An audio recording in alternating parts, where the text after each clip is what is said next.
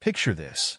An elderly woman steps into a sleek, modern office, her gray hair pulled into a neat bun, her coat a little frayed at the edges. She's out of place, or so they think.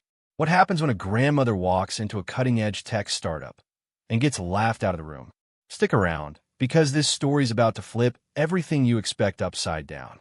The office was a hive of glass and steel, all sharp edges and polished surfaces. Sunlight streamed through floor-to-ceiling windows, bouncing off desks cluttered with laptops and energy drink cans. The air buzzed with the hum of ambition. Young coders in hoodies tapped away at keyboards, their voices overlapping in a chorus of jargon and laughter. At the center of it all stood a towering reception desk, where a woman in her late 20s, let's call her Jessica, leaned forward, her manicured nails clicking against the countertop as she smirked at the new arrival. Margaret, that's our underdog, adjusted her glasses and took a steadying breath. At 72, she moved slower than she used to, her steps deliberate but sure. Her coat hung loose on her thin frame, a relic from a thrift store find years ago, and her shoes, though polished, bore the scuffs of countless miles.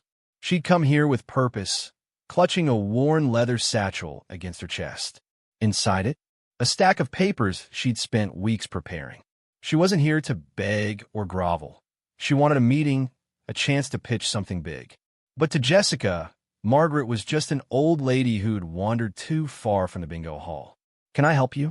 Jessica's tone dripped with condescension, her lips curling as she scanned Margaret from head to toe. "This is a tech company, ma'am. I think you're in the wrong building."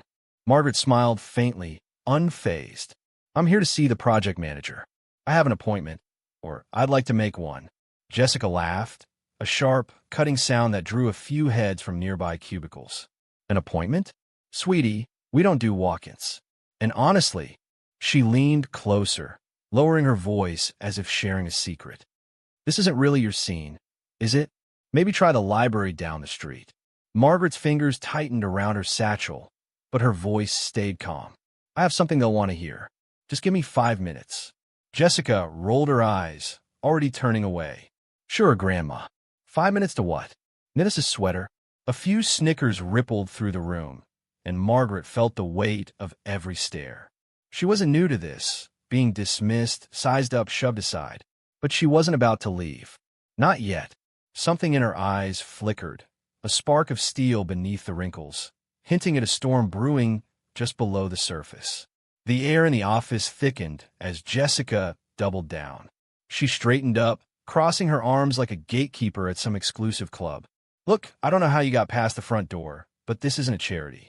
We're building the future here, not hosting a senior center." Margaret tilted her head, her voice steady but edged with something sharper now. "I have every right to be here. Call you manager.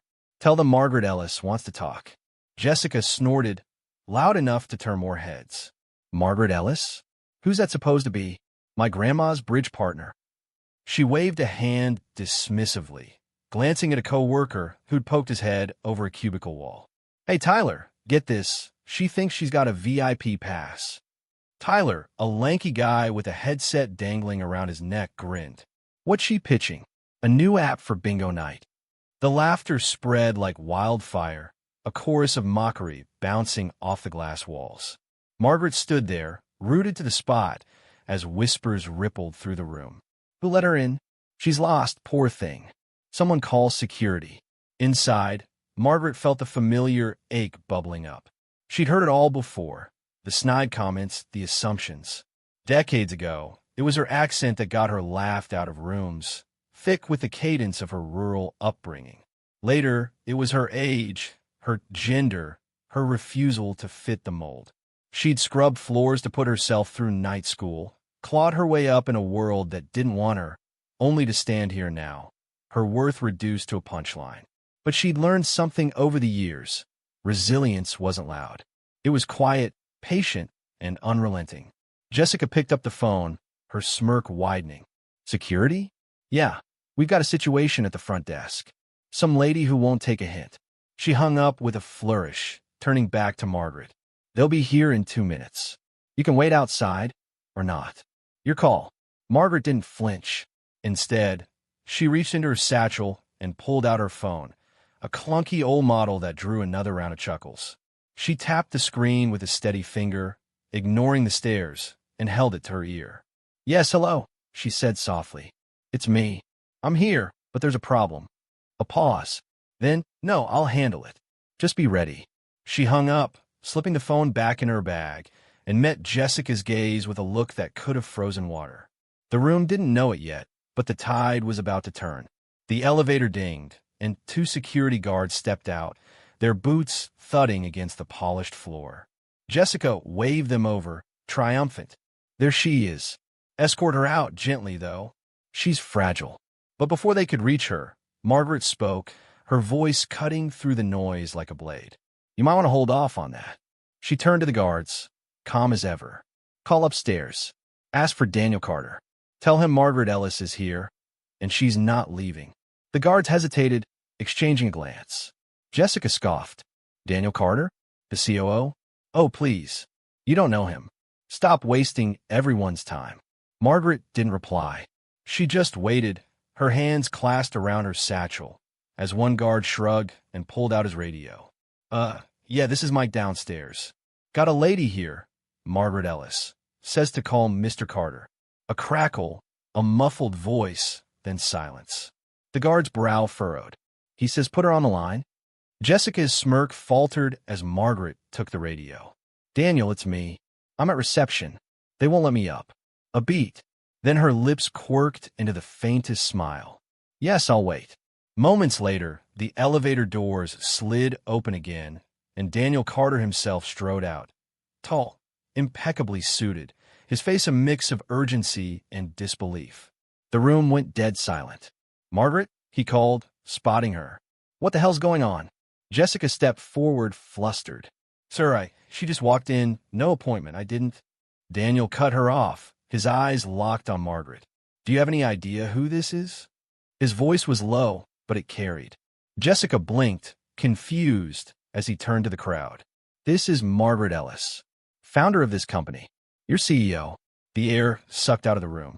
Jessica's jaw dropped, Tyler's headset slipped off his neck, and the whispers turned to gasps. Margaret adjusted her glasses, her expression unreadable. "I stepped back years ago," she said, her tone matter-of-fact. "Gave the reins to Daniel to run day-to-day. But I still own this place, and I came to pitch something new." Daniel shook his head, half laughing. "You are the owner? How is this possible?"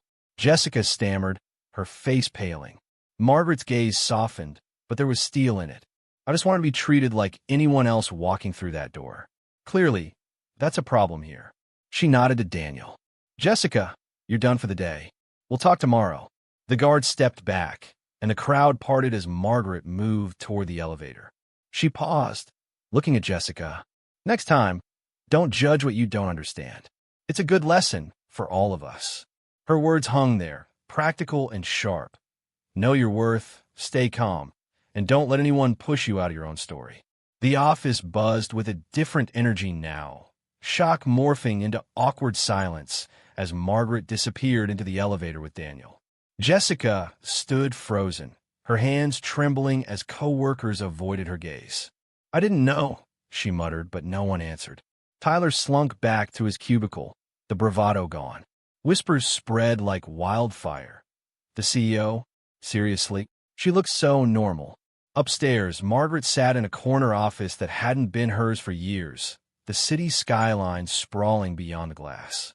Daniel paced, still reeling. "You could have warned me you were coming. Why the stealth?" She shrugged, setting her satchel on the desk. "I wanted to see it raw. How people treat someone they don't expect anything from." She pulled out her papers, a proposal for a mentorship program, scribbled in her precise handwriting. "This place has lost something. It's all flash now, no heart. I built it from nothing, cleaning offices at night, coding in my basement. We need to remember where we came from." Daniel nodded, flipping through the pages. "You're right. And Jessica, don't fire her," Margaret said. "Talk to her. She's young, cocky. I was too once. But make it clear, no one gets to gatekeep this company. Not on my watch." She leaned back, her voice softening. "I started as a janitor, Daniel. Took me 20 years to buy my first building. Every door I walked through, someone tried to shove me out. I stayed anyway. He stared at her, a new respect dawning. That's incredible. Why'd you step back? Because I trusted you, she said simply. But I'm not done yet. She stood, lighter now, the weight of the morning lifting. Downstairs, the office would never be the same. Policies would shift, attitudes would crack open. Margaret's quiet strength had carved a mark deeper than any outburst could. The lesson was clear. Patience and belief in yourself could outlast any prejudice thrown your way. Days later, the startup hummed with a quieter rhythm. Jessica kept her job, but her smirk was gone, replaced by a cautious glance whenever someone new walked in. Word of Margaret's visit spread beyond the office, a story whispered in break rooms and Slack channels. The mentorship program rolled out, pairing young coders with unlikely guides, people who'd been overlooked, just like she had. The company wasn't perfect, but it was shifting one small crack at a time. Margaret's stand wasn't just about her. It was a ripple, a reminder that prejudice thrives in the dark until someone turns on the light. She'd walked into that room underestimated, her worth buried under assumptions, and walked out with the truth laid bare. Respect isn't given. Sometimes it's demanded. So here's the takeaway, straight to you. If you've ever been dismissed, laughed at, or told you don't belong, know this. Your worth isn't tied to their eyes. Margaret didn't shout or beg. She stood her ground, quiet and sure, and let the truth do the rest. You can too. Walk like you belong because you do. If this story made you pause, reflect, or feel something deep in your chest, share it, leave a comment, and don't forget to subscribe for more stories that speak to truth, power, and the people who refuse to be ignored.